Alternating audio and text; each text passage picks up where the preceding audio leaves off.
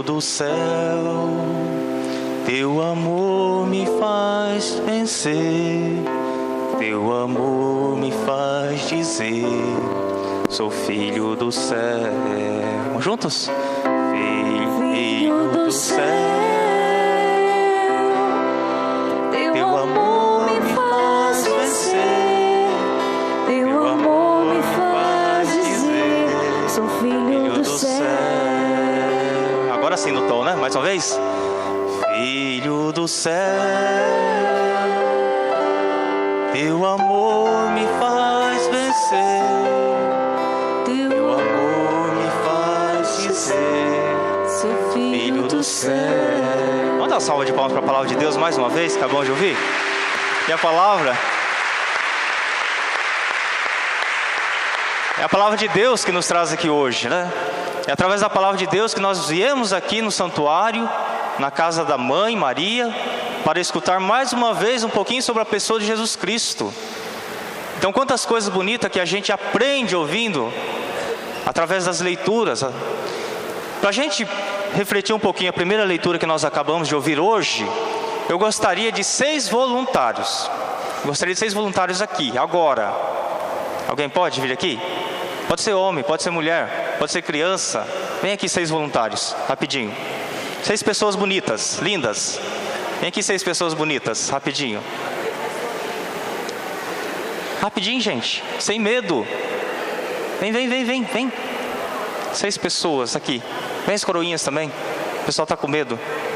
6 pessoas voluntárias, rápido. Vai lá o senhor também. Vai lá em cima, pode ir lá em cima. Isso. Falta mais um, né? Só mais um. Vai lá, Maria José. Isso. As crianças têm mais coragem que os adultos, né? Tem ali. Só teve uma. Tem mais. Parabéns, olha. As pessoas têm medo de vir aqui na frente, não tem perigo não. Olha, para a gente entender a primeira leitura de hoje, o profeta Samuel, ele vai na casa de uma pessoa, ele é enviado por Deus. E ele precisa escolher uma pessoa para ser rei, ungido. E quando ele chega na casa de Jessé, ele olha os 6 filhos, né? Aqui estão os 6 filhos de Jessé. Aqui, todos reunidos, prontos para fazer a refeição. Prontos para comer ali, né? Só esperando a bênção para iniciar a alimentação. Mas o profeta, ele não consegue perceber nenhum dos 6 que seja um escolhido. Ele ainda fala assim, mas que estranho. Ele olha, até que são bonitos, né? Mas não é isso aí. Aí ele pega e pergunta, olha Jessé, não está faltando alguém na tua casa? O que ele responde? Que está faltando, né? Está faltando um filho, e o filho estava apacentando as ovelhas. Então Samuel diz assim, então nós não vamos comer enquanto o outro não chegar. Agora precisa de mais um escolhido, mais um voluntário. Quem pode ser? Vai lá, rapidinho. Vai lá você. Rápido. Ó, que Davi, né? Ó que Davi. Vai lá, Davi. Ali, Davi. Quando Samuel olha para Davi, parece que o coração dele queria sair aquela hora. Porque Deus diz para ele assim, não é esse o escolhido, é ele. Então quando ele aproxima e diz assim, olha Davi, você é o escolhido para ser rei de Israel. Você aceita ser rei de Israel? Você aceita? Não. Não? Mas vai ter que aceitar, porque Deus, não sei se vocês lembram, de muitos profetas, quando eles diziam não para Deus, eles não escapavam. Deus sempre estava atrás deles. Até teve um profeta que foi engolido por uma baleia e ficou 3 dias, né? Vocês lembram?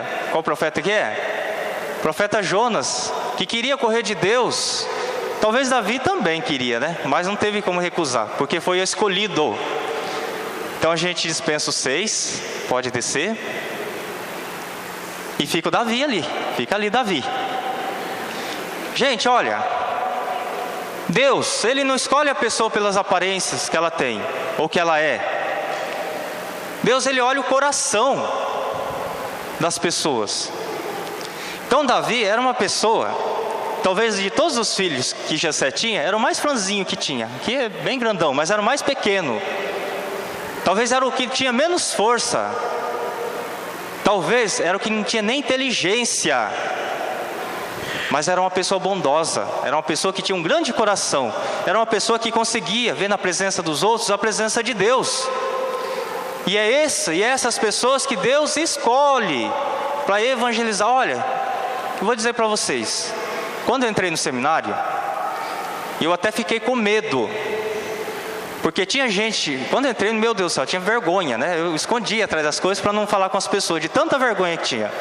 E tinha pessoas que estavam comigo que mexiam com o computador, né? Fazia isso, fazia teatro, falava bem. Eu falei, meu Deus do céu, o que eu estou fazendo aqui, nesse lugar, né?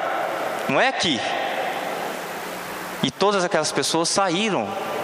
E ficou o mais fraquinho, né? Ficou o mais fraquinho de todos.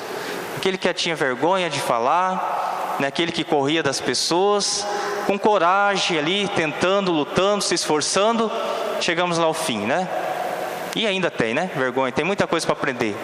Mas olha, Deus escolhe os mais, talvez, os que têm mais dificuldade, mas Ele capacita. Isso que é interessante, que Deus Ele escolhe os que têm dificuldade, mas Ele capacita.